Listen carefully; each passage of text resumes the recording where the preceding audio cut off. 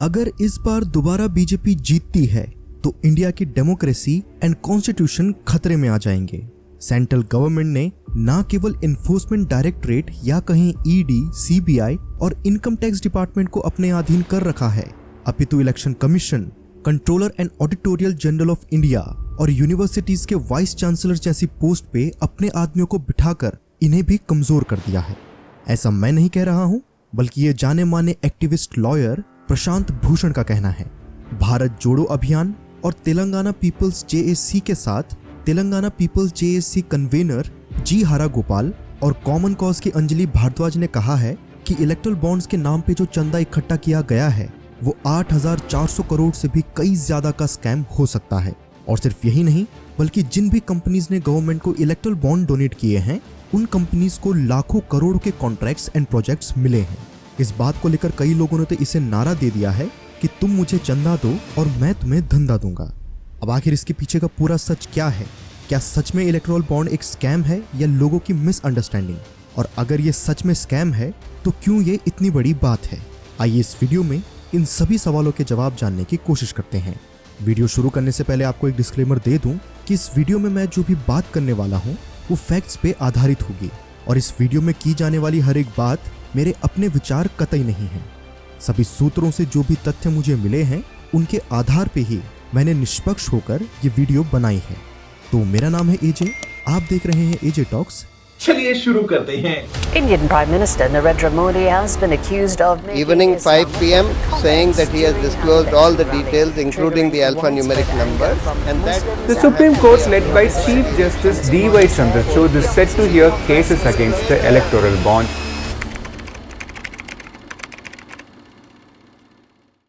दोस्तों, अगर आपकी जेब से बिना आपकी अनुमति के कोई पैसे निकाल ले तो आप उसको क्या कहोगे? चोर, राइट? ठीक ऐसा ही कुछ कहा जा रहा है सेंट्रल गवर्नमेंट को इलेक्टोरल बॉन्ड्स को लेकर। ऑपोजिशन का दावा है कि बीजेपी ने इलेक्टोरल बॉन्ड की स्कीम लाके पैसे की चोरी को लीगलाइज कर दिया है। अब ये कितना सच है ये तो हम तभी समझ पाएंगे जब हमें पता होगा कि इलेक्टोरल बॉन्ड्स आखिर असल में हैं क्या। तो आइए सबसे पहले यही समझते हैं कि इलेक्टोरल बॉन्ड्स क्या हैं। इलेक्टोरल बॉन्ड स्कीम को मार्च 2017 में रूलिंग पार्टी यानी कि बीजेपी लेकर आई थी।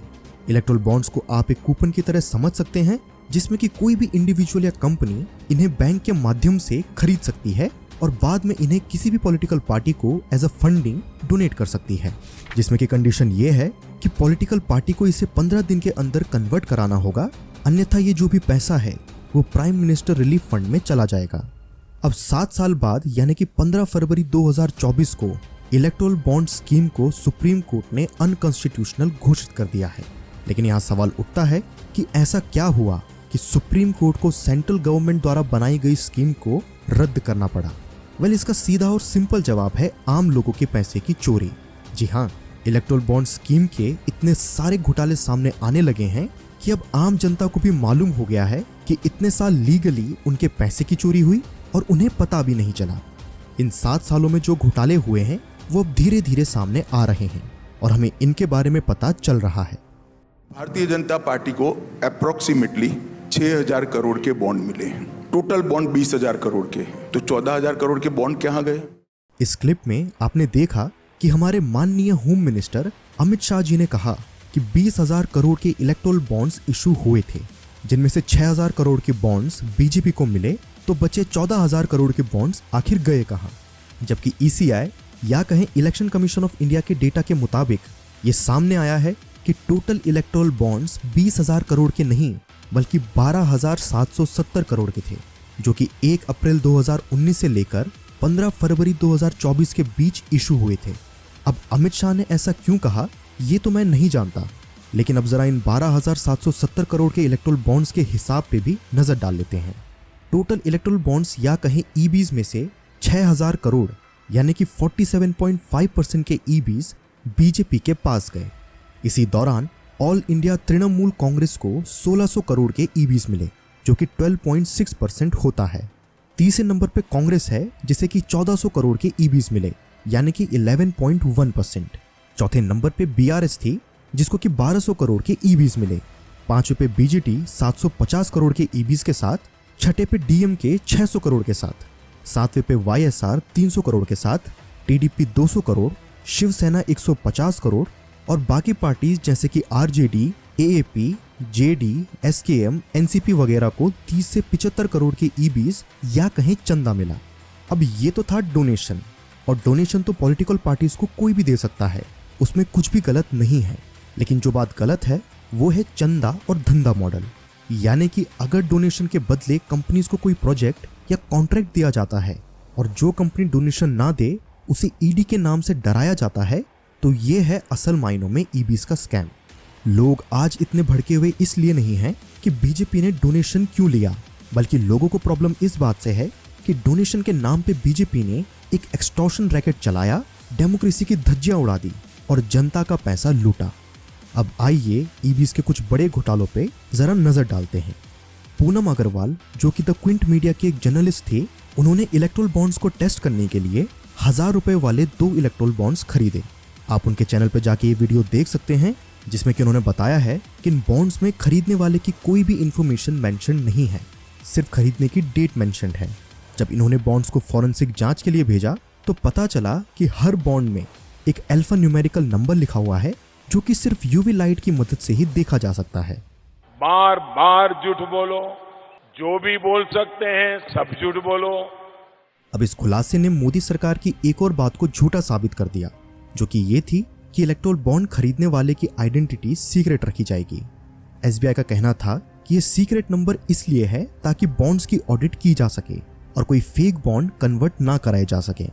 अब जनवरी 2018 को ये नोटिफिकेशन आती है कि अगर लॉ एनफोर्समेंट एजेंसीज पूछती हैं तो एसबीआई को इलेक्टोरल बॉन्ड्स की डिटेल उन्हें देनी पड़ेगी, जिसका सीधा सीधा मतलब होता है कि ईबीज 100% ट्रेसेबल थी। यानी कि अगर ईडी और सीबीआई चाहे तो वो कभी भी पता लगा सकते थे कि कौन सी इलेक्टोरल बॉन्ड्स किसने किस पार्टी को दिए हैं, जो कि इस बात को अगेन प्रूव कर देता है कि ये सारी एजेंसीज सरकार की कठपुतली बन बैठी हैं। इस पूरी वारदात से ये सामने आया कि सरकार पब्लिक से इंफॉर्मेशन छुपा रही थी, जो कि सीधा सीधा वायलेशन है हमारे राइट टू इंफॉर्मेशन एक्ट का। दूसरी बात ये कि अदर पॉलिटिकल पार्टीज को ये पता नहीं लगना था कि बीजेपी को किस किस कंपनी ने चंदा दिया है, उन्हें बस यही पता था कि उन्हें किसने ईबीज डोनेट किए हैं। और तीसरी और मोस्ट इंपॉर्टेंट बात यह है कि रूलिंग पार्टी यानी कि बीजेपी के पास ईबीज की डिटेल्स पे पूरा कंट्रोल था। यानी कि उन्हें पता था कि कितने अमाउंट के ईबीज किस कंपनी ने कौन सी पार्टी को डोनेट किए हैं, जो कि डायरेक्ट वायलेशन है डेमोक्रेसी का। इलेक्टोरल बॉन्ड स्कीम को सुप्रीम कोर्ट भी तभी बंद करवा पाया जब communist political party, common cause और ईडीआर के एनजीओज ने मिलकर एक पिटीशन फाइल की, और इस केस के चलते ही ये सब खुलासे हुए। हमें इन सब के लिए शुक्रिया अदा करना चाहिए एक्टिविस्ट लॉयर प्रशांत भूषण जी का, जिन्होंने ये केस लड़ा। जब सुप्रीम कोर्ट ने एसबीआई से ईबीज का कच्चा चिट्ठा मांगा तो एसबीआई काफी ज्यादा बहाने बनाने लगा। कभी कहने लगा कि हम इलेक्शन के बाद ही डिटेल्स दे पाएंगे, तो कभी डिटेल्स इनकम्प्लीट देता है। लेकिन सुप्रीम कोर्ट की सख्ती दिखाने पे फाइनली एसबीआई को पूरी डिटेल सामने देनी पड़ी। अब कई सारे लोग ये कहेंगे कि आखिर ये स्कैम कैसे हुआ भला, कंपनीज पॉलिटिकल पार्टीज को पैसे दे रही हैं तो इसमें हमारा क्या नुकसान है। तो इन ऑब्लिवियस लोगों को बता दूं कि सरकार इन ईबीज के जरिए आम लोगों का पैसा कंपनीज को दे रही थी, जिसके बदले कंपनीज इन्हें चंदा या कहीं ईबीज दे रहे थे। अब ये क्या चक्कर है, आइए समझाता हूँ। बड़ी बड़ी कंपनीज टैक्स इवेजन करती हैं, यानी कि सरकार को टैक्स पे नहीं करती है। अब वो टैक्स के पैसे आखिर है तो हमारे ही, जो कि हमारी ही भलाई में इस्तेमाल होता है। तो जब कोई भी कंपनी टैक्स पे नहीं करती है तो सरकार उस पर रेट डालने की बजाय उनसे सौदेबाजी करती है कि अगर वो उन्हें ईबीज डोनेट करते हैं तो वो उन पर कोई भी एक्शन नहीं लेंगे और ऊपर से उन्हें सरकारी कॉन्ट्रैक्ट्स एंड प्रोजेक्ट्स भी देंगे। आप क्रोनोलॉजी समझ लीजिए। अब आप ही बताइए ये स्कैम हुआ कि नहीं। और यही नहीं बल्कि 3 कंपनीज जिन्होंने सबसे ज्यादा चंदा गवर्नमेंट को दिया है एज इन इलेक्टोरल बॉन्ड्स, उन पे ईडी की रेड पड़ी थी। एंड कोइंसिडेंटली जो चार्जेस इन कंपनीज पे लगे थे वो तुरंत हटा लिए गए जैसे ही सरकार को इन्होंने चंदा दिया। अब इस रेड के 2 कारण हो सकते हैं। पहला ये कि कंपनीज पूरी तरीके से ईमानदार थी और सरकार ने इन्हें बोला हो कि भाई तुम्हारे ईमानदार होने से हमें कोई फर्क नहीं पड़ता, तुम बस पैसे निकालो, जो कि क्लियर एक्सटॉर्शन है। शायद यही कारण है कि ऑपोजिशन लीडर राहुल गांधी ने पीएम मोदी को वसूली भाई कहा। इस रेड का दूसरा कारण यह हो सकता है कि कंपनी सच में गिल्टी रही हो, लेकिन सरकार ने उन्हें कहा हो कि कोई बात नहीं, आप मनी लॉन्ड्रिंग करो, लेकिन बस हमें चंदा टाइम टू टाइम देते रहना। ये चंदा धंधा मॉडल इतना ज्यादा अनकॉन्स्टिट्यूशनल इसलिए है क्योंकि सरकार का पैसा खुद का पैसा नहीं होता है, बल्कि आम जनता का होता है। यही कारण है कि हमारे कॉन्स्टिट्यूशन में रूल्स बनाए गए हैं कि आम जनता के पैसे को गवर्नमेंट को किस तरीके से खर्च करना है। जनरल फाइनेंशियल रूल नंबर 21 में लिखा गया है कि हर ऑफिसर को जनता का पैसा खर्च करते समय उतना ही चौकन्ना रहना चाहिए जितना कि एक आम आदमी अपना खुद का पैसा खर्च करते समय रहता है। सरकार किसी भी प्रोजेक्ट को अपने मन मुताबिक किसी भी कंपनी को नहीं दे सकती है, बल्कि सरकार को कुछ गाइडलाइन को फॉलो करना पड़ता है। टेंडर इशू करते वक्त कई सारे एलिजिबिलिटी क्राइटेरिया होते हैं, जैसे कि टेंडर डालने वाली कंपनी का मिनिमम लेवल ऑफ एक्सपीरियंस क्या है, पास्ट परफॉर्मेंस कैसी थी, क्या वो टेक्निकली प्रोजेक्ट को पूरा करने में समर्थ है, उसकी मैन्युफैक्चरिंग फैसिलिटीज कैसी है, फाइनेंशियल पोजीशन क्या है, एंड और भी बहुत कुछ। ये सब क्राइटेरिया एनालाइज होते हैं किसी भी कंपनी को कॉन्ट्रैक्ट देने से पहले, और उसके बाद ये भी देखा जाता है कि जो कॉस्ट ये कंपनी बता रही है वो रीजनेबल है या नहीं। पूरी तसल्ली के बाद किसी कंपनी को कॉन्ट्रैक्ट दिया जाता है। लेकिन क्या गवर्नमेंट इन गाइडलाइंस को सच में फॉलो कर रही है? दोस्तों, हाल ही में उत्तराखंड में जो टनल गिरी थी जिसके अंदर 41 लोग फंस गए थे, उस सुरंग को बनाने का जो कॉन्ट्रैक्ट था वो दिया गया था नवयुग इंजीनियरिंग कंपनी को, जिसने कि संयोग से 2019 और 2022 के बीच में 55 करोड़ के इलेक्ट्रोल बॉन्ड्स खरीदे थे।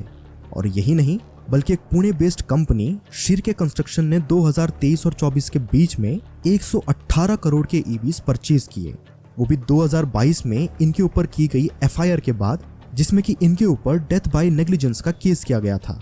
यानी कि अब आप जान गए होंगे कि सरकार के लिए आपकी जान मैटर नहीं करती है, उन्हें तो बस चंदा चाहिए। ये जो मेगा इंजीनियरिंग कंपनी को आप देख रहे हैं, ये सबसे ज्यादा इलेक्ट्रोल बॉन्ड सरकार को डोनेट कर चुकी है। यानी कि 2019 और 2023 के बीच में इन्होंने 966 करोड़ के ईवीज खरीदे। अब जरा आप खुद सोचिए कि कोई भी कंपनी किसी भी पॉलिटिकल पार्टी को ऑलमोस्ट 1000 करोड़ का डोनेशन क्यों देना चाहेगी अगर उसका उसमें कोई फायदा ना हो। वेल, आइए अब इस ऑलमोस्ट 1000 करोड़ की इन्वेस्टमेंट के प्रॉफिट्स पे नजर डालते हैं। अगस्त 2020 में जोजिला टनल, जो कि 4500 करोड़ का प्रोजेक्ट था, एंड इसके लिए 5 कंपनीज ने टेंडर भरा था, लेकिन मिला किसे? हैदराबाद की मेगा इंजीनियरिंग कंपनी को। एक और प्रोजेक्ट देखते हैं जो कि है थाने बोरीवली ट्विन टनल। अब अप्रैल 2023 में मेगा इंजीनियरिंग 140 करोड़ के ईवीज खरीदती है और अगले ही महीने यानी कि मई 2023 को वो इस 14,400 करोड़ के टेंडर को जीत जाती है। और सिर्फ यही नहीं, बल्कि जून 2023 में इस छोटी सी कंपनी को डिफेंस मिनिस्ट्री की तरफ से 500 करोड़ का प्रोजेक्ट भी मिल जाता है। इस कंपनी पे 2019 में इनकम टैक्स की रेड पड़ी थी, जिसके बाद हमने देखा कि कैसे इसने ऑलमोस्ट 1000 करोड़ के ईवीज परचेज किए, एंड कैसे इसी टाइम पीरियड में एक के बाद एक बड़े बड़े प्रोजेक्ट इसे मिलने लगे। जब 21 मार्च 2024 को एसबीआई की इलेक्ट्रोल बॉन्ड्स की रिपोर्ट आई तो उसमें कई सारी कंपनीज के नाम सामने आए, जिसमें से एक बीफ एक्सपोर्टिंग कंपनी ने शिवसेना और बीजेपी को 7 करोड़ के ईवीज दिए थे। जो लोग धर्म के नाम पे इन्हें वोट देते हैं उनके लिए ये न्यूज काफी ज्यादा शॉकिंग होगी और शायद उनकी आंख इससे खुल जाएगी। और यही नहीं, बल्कि एक केस है क्विक सप्लाई चेन कंपनी का, जिसके डायरेक्टर्स वही हैं जो कि रिलायंस कंपनी के भी हैं।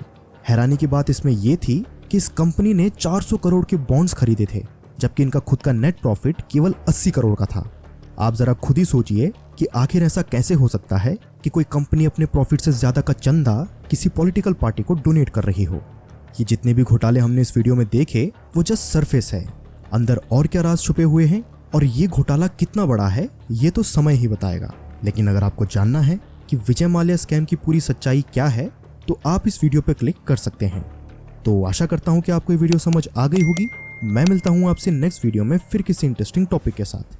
ये वीडियो पूरा देखने के लिए धन्यवाद।